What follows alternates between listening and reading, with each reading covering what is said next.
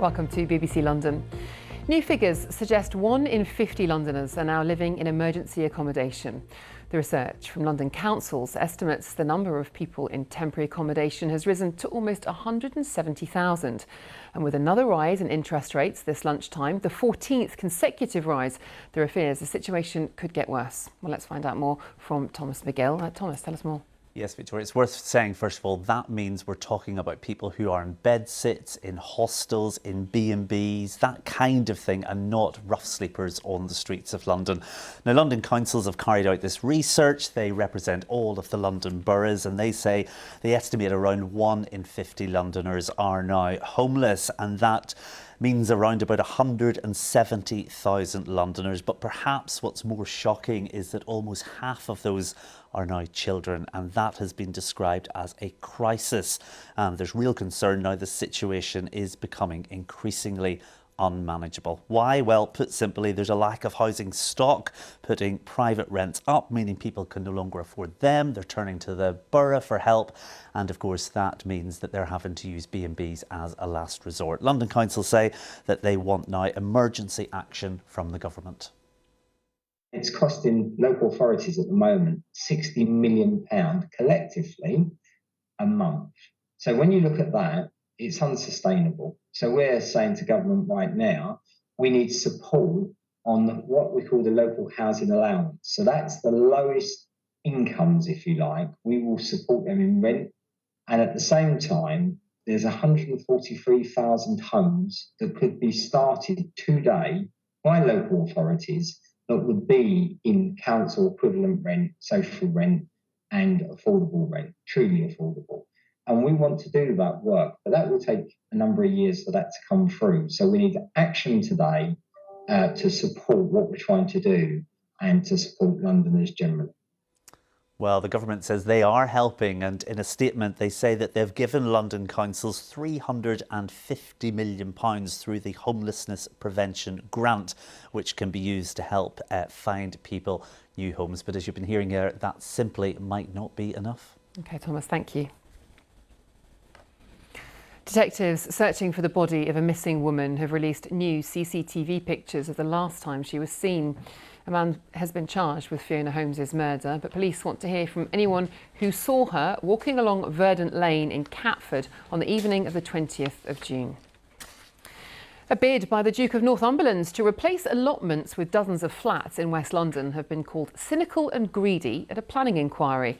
Councillors, MPs and residents voiced their opposition to the proposals to build 80 flats on Park Road allotments in Isleworth. Northumberland Estates says the scheme on part of the Duke's Grade 1 listed Syon Park estate would help fund conservation works there. A mother who lost an arm and a leg when she was run over by 2 tube trains has been fitted with an AI bionic arm that can learn repeated muscle movements. Sarah de la Garde from Camden was travelling home from work when she fell down the gap between the train and the platform. Her injuries were so severe, her arm and leg needed to be amputated. Now she's been fitted with a bionic arm and hand with individual working fingers. Well, I love the sound it makes when you make a movement. It sounds like a real robot. I can't tell you how excited I am. I've been waiting for 9 months to get this arm fitted. Perfect, and next one is palm facing down. The technology is absolutely incredible. I mean, this is straight out of science fiction. 9 months ago, I had a life-changing accident. I was on my way home from work, boarded the tube, got off at the wrong station and fell into the gap between the platform and the train. My right arm was crushed above the elbow and my right leg was crushed below the knee. So amputation needed to happen.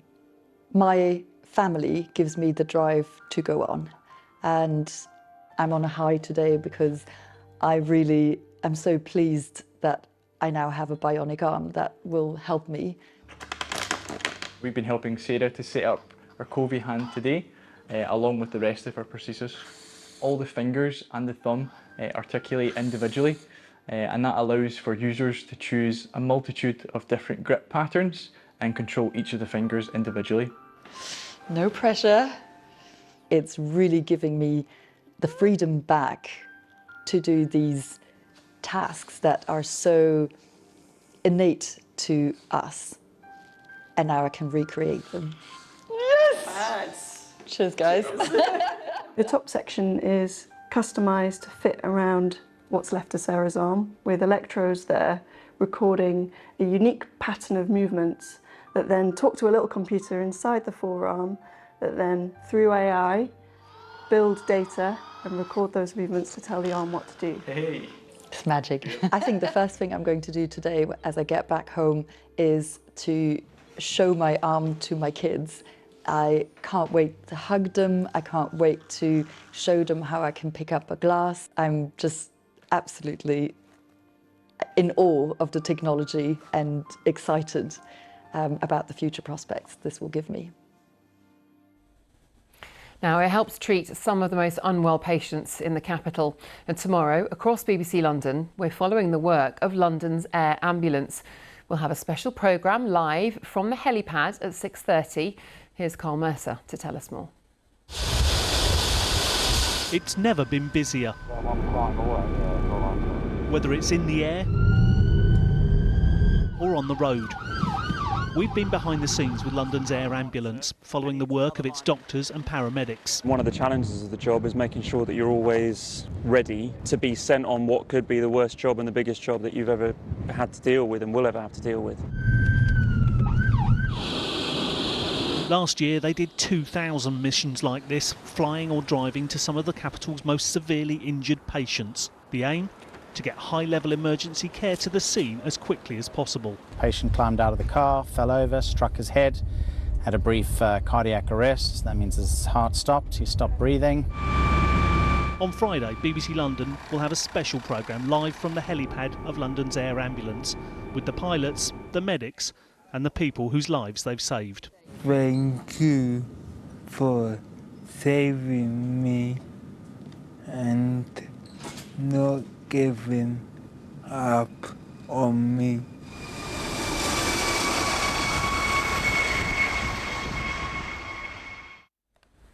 OK, with that, let's get a check on the weather with Elizabeth Rizzini. Hello there, good afternoon. Well, compared to how it has been of late weather-wise across the capital, today is not a bad looking day, but still rather disappointing for the time of year. Plenty of cloud is captured by one of our weather watchers here in Waterloo, but we've also seen some spells of sunshine, such as here in Greenwich, and it should stay largely dry for the rest of the day. There's a small chance of a few showers towards the south. The winds are lighter than yesterday, and there should be some more afternoon and even evening brightness too. Top temperatures of 21 or 22 degrees, but overnight tonight it's all change again with a very deep area of low pressure, especially for this time of year, moving its way in from the southwest, and that's going to give us some very wet, very windy weather, but the bulk of this heavy rain will have pushed away in time for tomorrow morning. It's muggy and warm tonight. This is how we'll start off the day tomorrow, 15 or 16 Celsius in central London.